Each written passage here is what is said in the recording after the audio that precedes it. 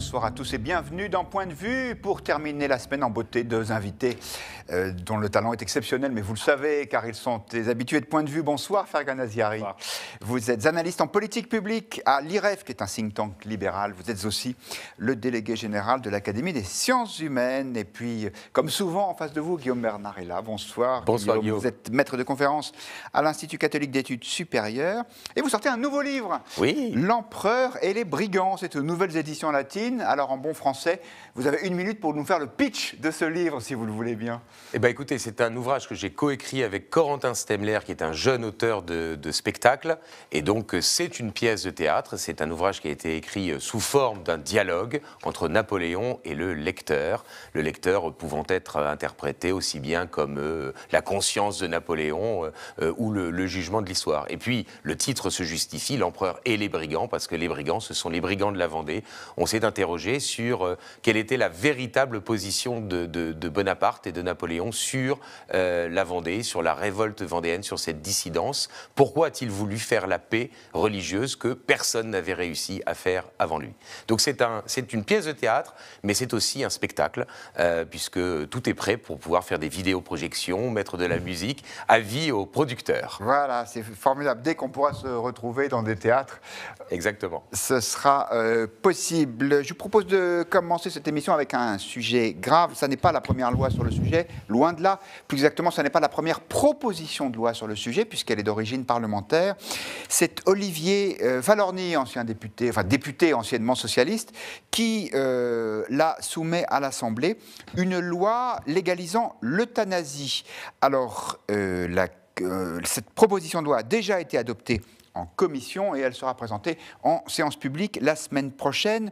Que dit-elle? Eh bien, elle garantit à chacun le droit à une fin de vie libre et choisie et à une assistance médicalisée pour mourir par une aide active. Et c'est évidemment ça le mot le plus important. Toute personne capable, en phase avancée ou terminale d'une affection grave et incurable, peut demander une assistance médicalisée pour mourir par une aide active. Cette proposition de loi suscite des réactions très diverses. Regardez ce tweet de Marie de Henzel, qui connaît bien ce sujet et qui s'indigne qu'on vote l'euthanasie comme réponse à l'indignité des fins de vie. Voilà la réponse, dit-elle, d'En Marche, aux nécessaires réformes proposées par le grand âge, évidemment, dit-elle, pour le regretter, cela coûtera moins cher. Je vous propose d'écouter maintenant 2 prises de position de parlementaires en commission à l'Assemblée nationale. D'abord, celle de Marine Brenier, députée Les Républicains des Alpes-Maritimes. Elle est favorable à cette loi. Nous avons une opportunité historique d'offrir l'ultime liberté de choisir sa mort pour des malades en extrême souffrance. Certains diront que le moment est mal choisi. L'argument n'est pas entendable pour ceux qui, malades, attendent désespérément ce droit dans le pays des droits de l'homme.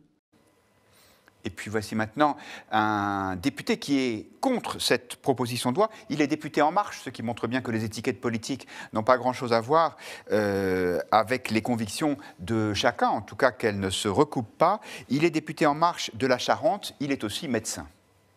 Je n'aime pas être renvoyé à ma condition de médecin, mais pour le coup, je me souviens assez bien du serment que j'ai prononcé. Un serment qui a été revu par l'Ordre des médecins en 2012 et qui prend en considération la situation, l'éthique, la culture de notre temps et qui dit « Je ferai tout pour soulager les souffrances, je ne prolongerai pas abusivement les agonies, je ne provoquerai jamais la mort délibérément ». On voit bien ici que la proposition de loi qui est proposée va à l'encontre du serment d'Hippocrate. Alors ce qu'il faut préciser, c'est que le gouvernement n'est pas du tout enthousiaste à l'idée d'adopter une loi sur ce sujet. Guillaume Bernard, il y a des oppositions de calendrier en disant que ce n'est pas le moment, en pleine pandémie, où l'on nous explique qu'il faut sauver des vies, mais il y a aussi des oppositions de fond à une telle proposition de loi, donc qui légaliserait le suicide assisté. Quel est votre point de vue ? Alors moi, évidemment, ce sont les raisons de fond qui m'intéressent le plus, même si évidemment ça peut paraître très paradoxal de vouloir à tout prix sauver les personnes en EHPAD et de l'autre côté, effectivement, nous dire qu'on peut liquider et d'une certaine manière légaliser l'homicide. Parce qu'il y a des questions de fond qui sont quand même extrêmement importantes et je voudrais les traiter en rappelant que dans tous les sujets liés aux questions sociétales, aux questions de bioéthique, aux questions de la morale, on a toujours des avancées petit pas par petit pas. C'est-à-dire qu'on a bien vu qu'il y avait eu des lois qui avaient été votées pour limiter le supposé acharnement thérapeutique, et puis ensuite on en est arrivé au fait que, eh bien, on a accepter qu'on liquide véritablement Vincent Lambert. Quand vous dites des avancées, ce n'est pas une connotation favorable dans votre bouche. On est bien d'accord, mais c'est les avancées au sens du progressisme. Alors, le fond du problème. D'abord, est-ce qu'on dispose véritablement de sa vie? Fergan va naturellement développer cet argumentaire-là, mais je crois qu'il faut poser la question. À partir du moment où on ne se donne pas à soi-même la vie, eh bien, effectivement, on dispose certes d'une capacité, mais pas d'un droit, d'une certaine manière, sur sa propre vie. Ensuite, il y a un deuxième aspect des choses, qui est qu'il y a la capacité de se suicider. Et on nous dit, mais certaines personnes qui n'ont pas les forces physiques pour pouvoir le faire doivent obtenir la possibilité qu'une autre personne, qu'une tierce personne puisse effectivement les tuer. Ça voudrait dire que le consentement deviendrait la légitimation d'un homicide. Parce que transférer à un tiers la possibilité d'éliminer une personne, c'est légaliser l'avortement. Quel lapsus. C'est légaliser effectivement l'homicide et c'est légaliser cet homicide sous prétexte qu'il y aurait le consentement de la victime. Non, je crois que c'est quelque chose qui est parfaitement discutable et en tout cas pour ma part, j'y suis farouchement opposé. Fergan Aziari.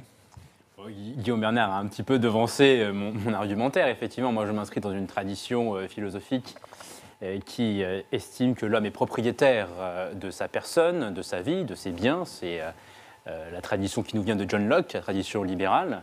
Et l'homme étant propriétaire de sa vie, de sa personne, de ses biens, eh bien, il peut en disposer comme bon lui semble, tant qu'il ne porte pas atteinte effectivement à la personne, au bien ou à la vie d'autrui.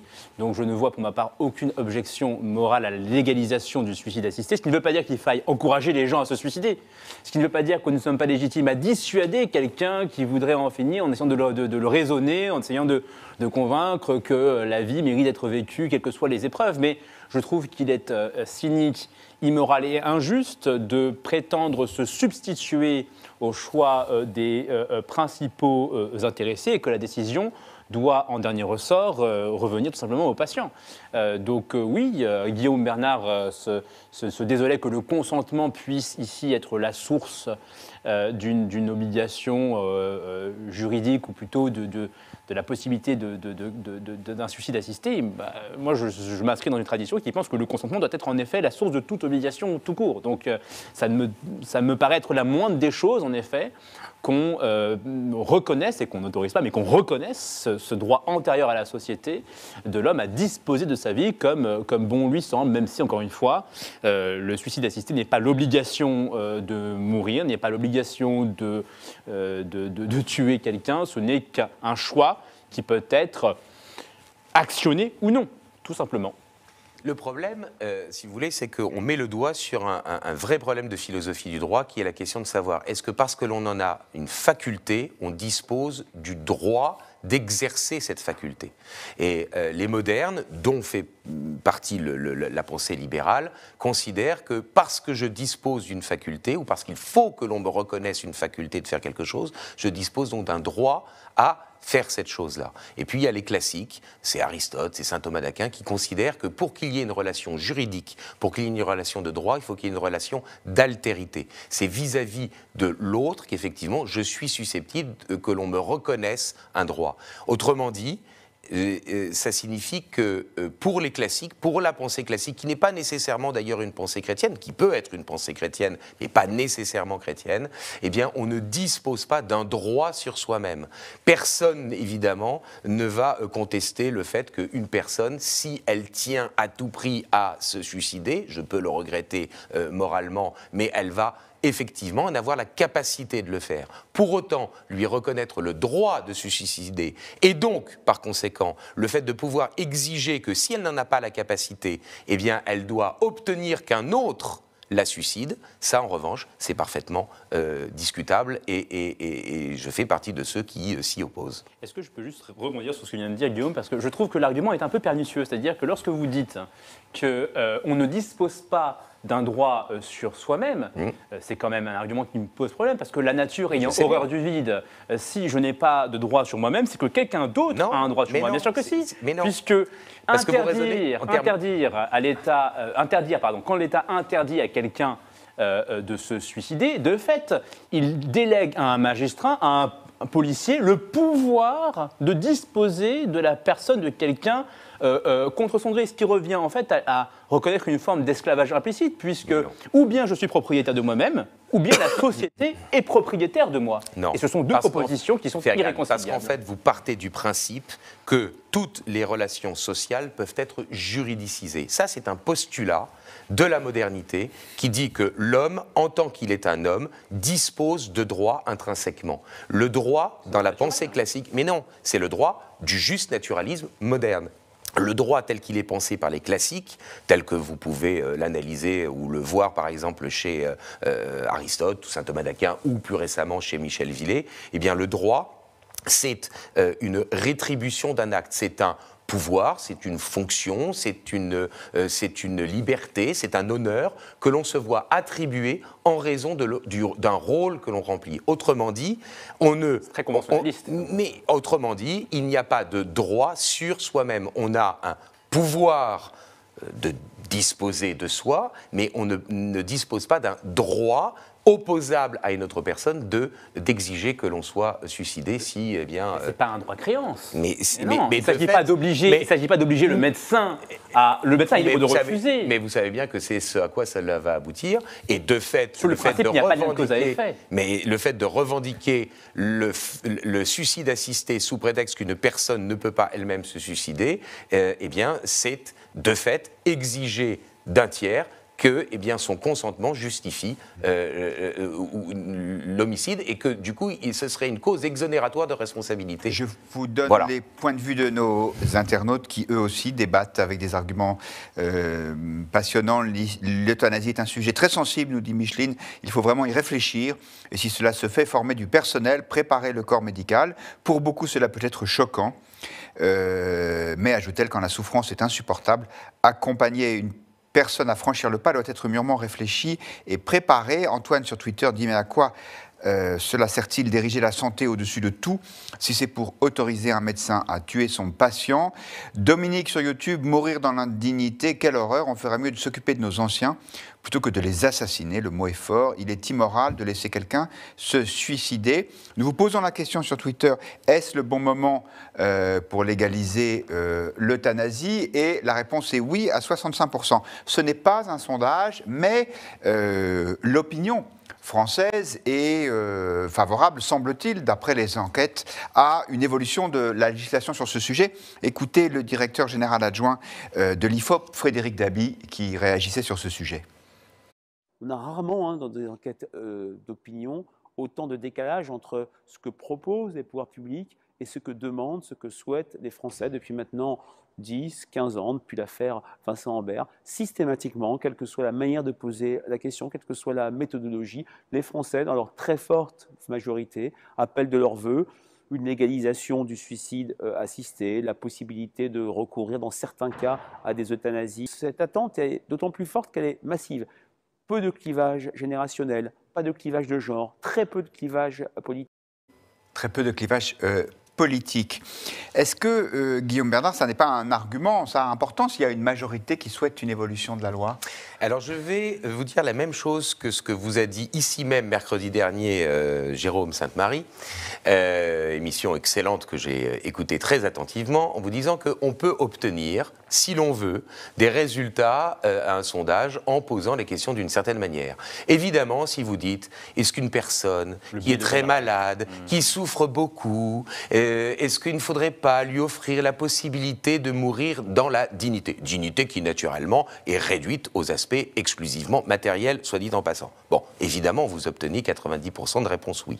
Si, en revanche, vous posez une question en offrant un certain nombre de possibilités, notamment en ouvrant la possibilité des soins palliatifs, eh bien vous obtenez une majorité qui est beaucoup moins grande et vous obtenez grosso modo environ 50% des Français, et ces enquêtes ont été faites par l'IFOP d'ailleurs, 50% des Français seraient plutôt favorables effectivement à une forme d'euthanasie, mais l'autre moitié des Français sont avant tout favorable à ce que l'on favorise les soins palliatifs qui permettraient à une personne en fin de vie de ne pas activer la mort ou faire activer la mort, mais de prendre le temps, effectivement, de régler ses comptes avec sa famille, de partir dans la paix et pourquoi pas de préparer la vie d'après. Quid du patient?